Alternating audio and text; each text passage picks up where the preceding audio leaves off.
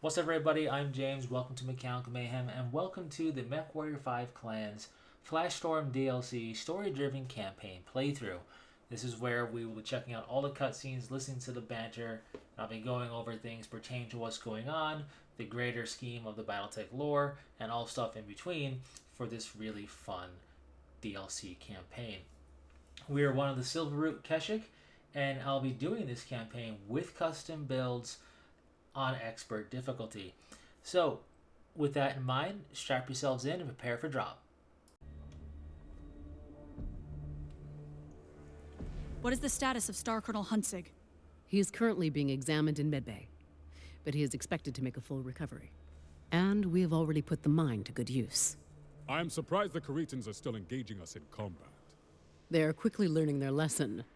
Obtaining accurate movement reports from orbital scans has proven difficult in these canyons. That is stating the obvious. Yes, well, we have a scouting network embedded in cave networks across Farir. They report the second are falling back. Already running for the hills. Or in this case, the floor of the canyons. There are scores of light mechs gathered on a region of the canyon floor here. Playing hide and seek. And they could be guarding another HQ outpost. Either way, we're going to run them down. I will lead Alpha from this sector here. Star Captain Lilith, you will lead Bravo at this sector here. Star Colonel Zung and his third bears will approach from this sector here. Star Commander Rook, your ground pounders will advance from this sector. The scouts say each sector is patrolled by second guards. You can also expect snipers hidden in the cliffs, so keep your heads up. We punch through them and meet them at the attack zone right here. We will deploy under the cover of night. The second sort of light have some of the most renowned warriors in the DCMS. And they run like cowards. Let us bury them in the floor of these canyons. Alrighty, so we are pinning the tail on the dragon here. Beefed up the star a little bit. This is an instance that I know for sure is taken directly from the lore. One of the things about these games is we have some embellishments on certain battles and certain things being taken. And I'm not saying all the other stuff of El Shane is embellished. El Shane does have those orbital dockyard stuff. El Shane does have these different regions. And these forces are arrayed like they are in the lore with the regulars in mountains and second sort of like here. But some of these missions are embellishments of the story for the sake of having levels to play in the game. What's gonna go down here in this actual mission is basically pulled right from the lore, and with some embellishments, of course, for a video game. But the idea of what's going down, and that was quite a powerful hit there. But what's going down is not anything that had to be quote-unquote made up, but directly from how the battle for Al Shane unfolded in the lore itself. So that's pretty cool. We've seen this before in the Smoke Jaguar campaign. With Twin Worlds and what have you. So this isn't brand new of a concept, but it's always fun to see, and I admit that I'm not as well up on my Al Shane lore, if you will, but I do know this one.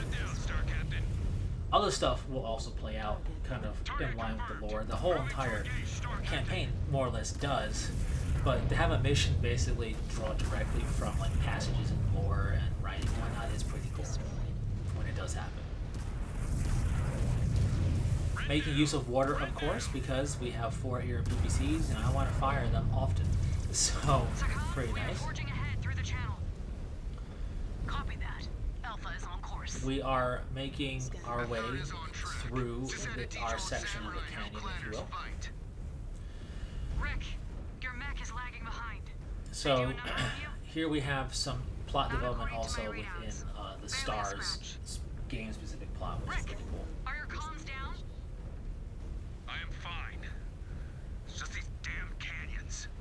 Nobody likes being in canyons. Getting to you, MechWarrior. Maybe you should have sat this one out. Just stay focused, Rick. We will not be out here much longer. Pretty cool skybox. Spots for these cowards to ambush us. I always like a nice skybox in games, and MechWarrior 5 Clans has done a good job These with that. Caretans are honorable warriors in name only. So I played through this mission where my first playthrough I struggled getting down this area, and I don't know if I'm doing it right, But I know more or less there are places you can drop down onto, and that's going to be how you get down here, with some minor leg damage. I don't have jump jets. I don't know of a better route, so that's what I do. I fall down the canyon gracefully. Here we have some light mechs that are fleeing. On one of my playthroughs, I was able to down like one of them before we actually got to this cutscene area, but they are fleeing. They're launching out of the canyons. Watch out! Hostiles above! Hostiles above! They are going to rain down fire! Interesting biohazard symbol going on there. Anyways, what we have now is really getting into the lore of it. So the second sort of light lured those bear forces to the floor of the canyon with light mechs, just like we saw. And then they were all equipped with jump jets, so when Ghost Bear pursued them down and, you know, attacked the forces, presumably did some damage, the rest would flee, and then when Ghost Bear was in a kill box in the canyons. That's basically what's just going on here. Why would they be guarding signal emitters? They would know. And we could see the plan coming to fruition, signal emitters to kind of replicate an HQ outpost, Jonathan getting to learn in trial by fire situations. That was a glorious stand. And this actually was cut down a lot faster than my first playthrough. We're on expert difficulty, my first playthrough was normal. So builds definitely can make the difference. Sean is not... He is not online. We need to find him. He is not on screen. We need to find him. Rick, Sean is no longer with us, but we are. Your family is with you, and we need you. We need you to win this fight. Stay with me, MechWarrior. Yeah. Yeah, Sean is gone. I protect Aletha now. And my family.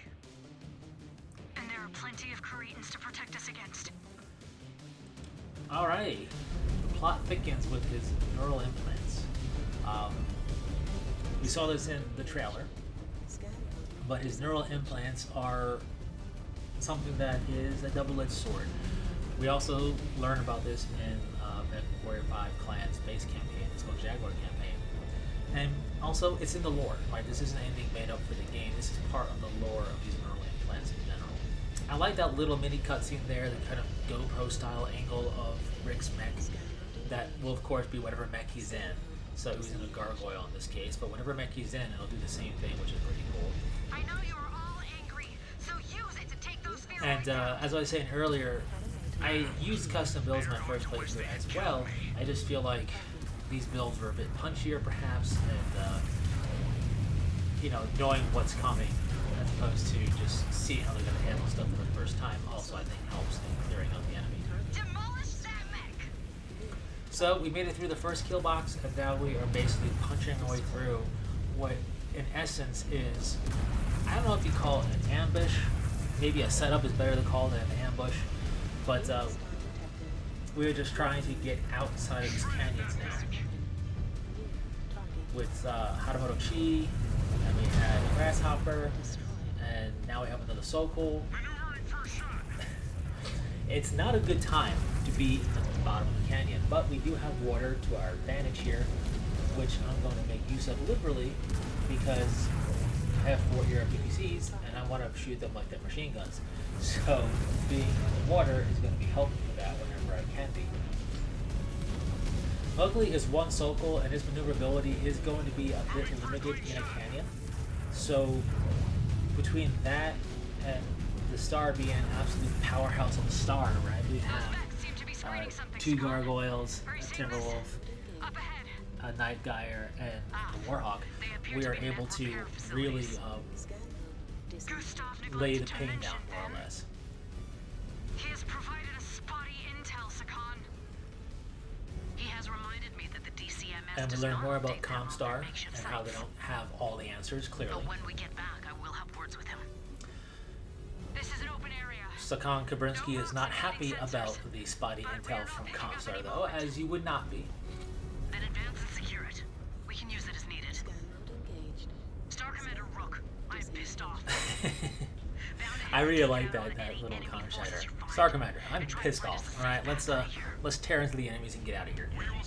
Pretty simple but effective command. Clearly not happy about the situation.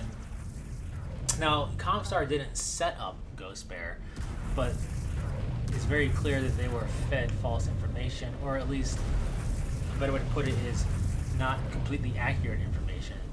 The GCMS forces are in this canyon, but they're in this canyon in a very particular way to try and utilize it as a massive ambush point and not necessarily fleeing like was first advertised, which again is crafty tactics. So we are advancing to somewhat of a clearing, you could say, or at least more so than what we've been. Taking out more mechs on the cliff face. Really cool kind of scenery, right? I really like the use of cliff faces and jump jets and all that jazz. Again, if you play the older MechWarrior games, you don't always get the verticality utilized that much in levels. Really cool skybox at night. We see a looming moon, pretty cool.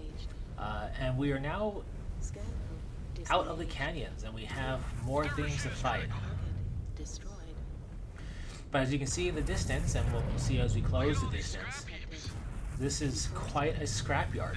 They are savages. No appreciation for machines. I do not know if I could ever get used And to living in the inner sphere. another little tidbit of like clan kind of ways of it. The whole concept of like no appreciation for machinery. Enemy mech down. Does this mean clans don't have scrapyards? I wouldn't exactly say that, but I don't think they have it quite this way, would be the best way to put it. The clans like to make use of everything. So instead of letting it rust and hulk out somewhere, weird statement. What I meant to say, instead of letting it be a rusted out hulk somewhere, there we go, the clans tend to make use of their infrastructure due to the need to have such a thing happen, making use of it continuously. Of course, they're going to have salvage operations and scrapyards, but this is like a gigantic junk heap pile, and kind of not really what the clans are all about, as kind of was hinted. So what we have going down here is 4 repair bays. I will of course take one because being the player, you tend to draw fire in the star. As you saw, the terrain here is pretty destructible, and what I mean by that is these planes and the like that you're going to see everywhere can be destroyed to clear out of your way, from both by shooting and in some cases by walking through them. This is a scrapyard, junkyard after all. So it's a great little set piece. I do like just this whole massive area being full of scrap and junk vehicles and what have you, and having to fight through that, and having it be both in our way for walking and shooting and covering our advance and covering the enemy advance. So it works really well. It's not something you typically see. We usually see like a base or forests or canyon type stuff, mountainous regions, maybe an outpost, but we don't really see like straight up bombers and other aircraft and just scrap strewn about in a massive yard like this. The closest we got was on Courchevel in their own massive scrapyard, right? Completely different take on it though. That one felt more like just a massive junkyard that was being processed, that did have some buildings, for example, where this feels more like a chop shop, if you will. We have things arranged up and kind of cut to pieces, like it's actively being processed in a kind of machinery butcher shop. And there's a lot here, so that's pretty cool. Now you might notice some water features, kind of, like a little like mini stream running throughout in certain places. It's not really going to do anything for you for heat, so you don't actually try and seek them out necessarily. And while this place is also big, we don't have unlimited was gonna say strolling, which is the wrong thing to say. We don't have unlimited kind of scouting about. There are borders to where we can be in, as there is always mission borders. So we're not gonna be able to see absolutely everything like in the background per se. We are in no condition to But hold off another barrage. we have a lot we can make use of here. We need evac out of these canyons. So as we learn, there's more enemies coming down on us. We also learned that this is happening pretty much for everybody, and everyone needs to be evac'd out of the situation. This is a noose attempted to be drawn around Ghost Bear's neck, and we are going to fight our way through it. Permission to assist Bravo, Sakan. I do like Star Commander Rook, you know, requesting permission to assist us. It shows kind of the family nature that you have amongst the different forces of Ghost Bear, which is a big part of them. So that's pretty cool. So we can't get to the big dropship level scrap in the back there, but we can get close to see more of it, as well as utilize the terrain to our advantage. Being something this big to maneuver in means we are in for a fight. We must hold them off until our ride comes. We have a countdown timer for evac, so we have to survive until then, Just hang on. which is going to be quite the slog, because while we have medium and heavy mix, that's not going to stay that way for long. Plus, it's also kind of difficult to get good shots on the target when you have all the scrap everywhere. It's going to, depending upon where your arms are and where the weapons are located, shoot through the scrap to get to your target. So we have a Highlander, we have a Hanamaru Chi, 2 assault mechs. That's not good. That's some pretty decent firepower starting to be arrayed against us, and I don't have, you know, a whole star of assault. I have heavies in assault, so we're no slouches, but we just also fought through the entire Canyon. And while we did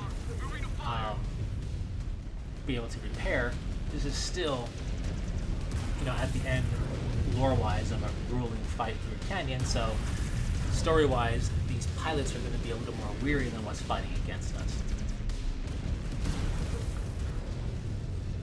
Now, this is a case of AI shenanigans a bit, you know, trying to get my AI into position to fire. Like, for example, I don't know what that one guy is doing all the way beyond, as you can see him over there, but there he goes. So, some micromanagement of your star will be in order, especially considering the forces that come against you.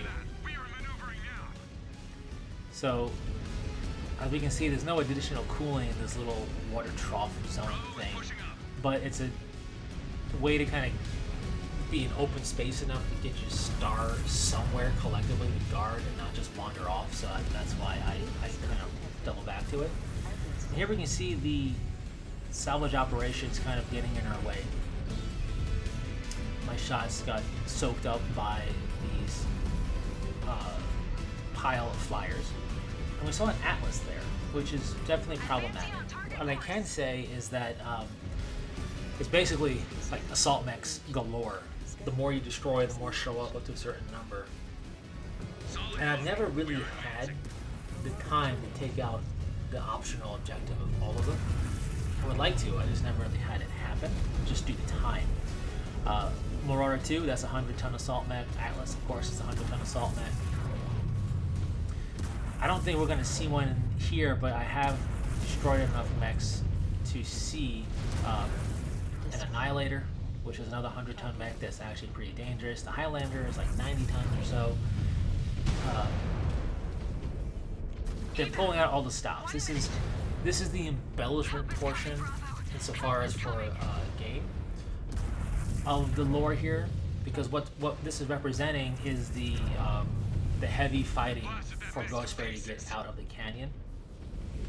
And the actual lore of this particular engagement is that Ghost Bear would be nestled in the canyon alongside Draconis Combine forces, and it would be kind of like a war of attrition between the two for a little bit of time, with single combat happening a lot, and Ghost Bear being victorious every time they initiate a trial on somebody. So the DCMS actually issued an order that required their forces to no longer accept, you know, combat trial against Ghost Bear forces, which is kind of funny.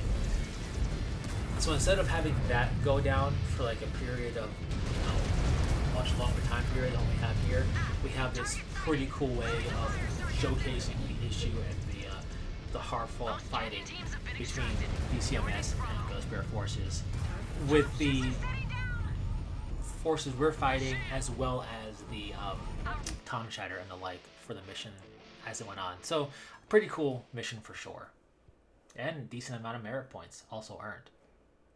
Something unique in that we don't just get merit points from ranking up our honor level in the Ghost Bear campaign. So let's mosey on with the story. What the hell was that out there? Excuse me? You go on about how unqualified I am, but then Rick can have a full-blown episode in the field? How dare you speak to me like that? You are a child who knows nothing of what he or any of us have been through. This is not his first incident, is it? Shut it, MechWarrior. Why? Those implants have scrambled his brains. He belongs in a Salama cluster, not here!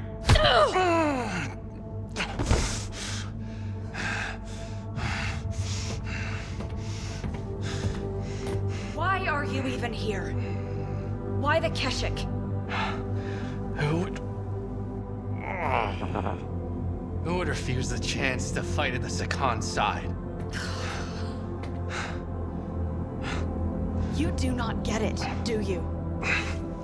Why we are here. Why the Keshik normally only accepts seasoned warriors.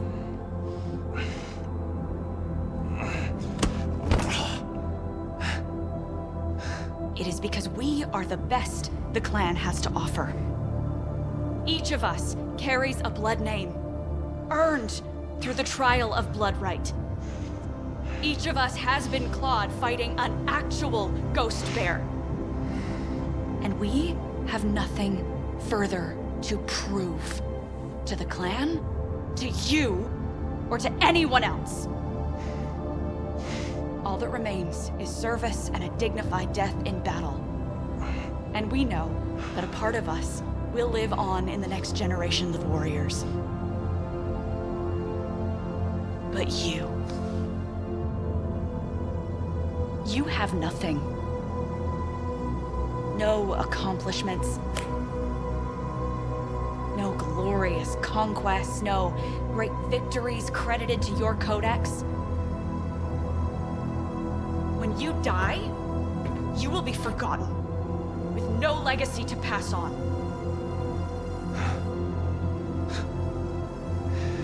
And you think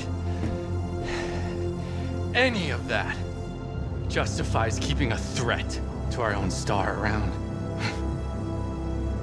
We are Ghost Bear. Family is a hallmark of our clan. It is the least I can do to wish that one of our own lives and dies among his equals, not disgraced and alone among the Salama clusters. If you cannot live with that, then leave. Find your precious glory elsewhere, with warriors who still care about such things.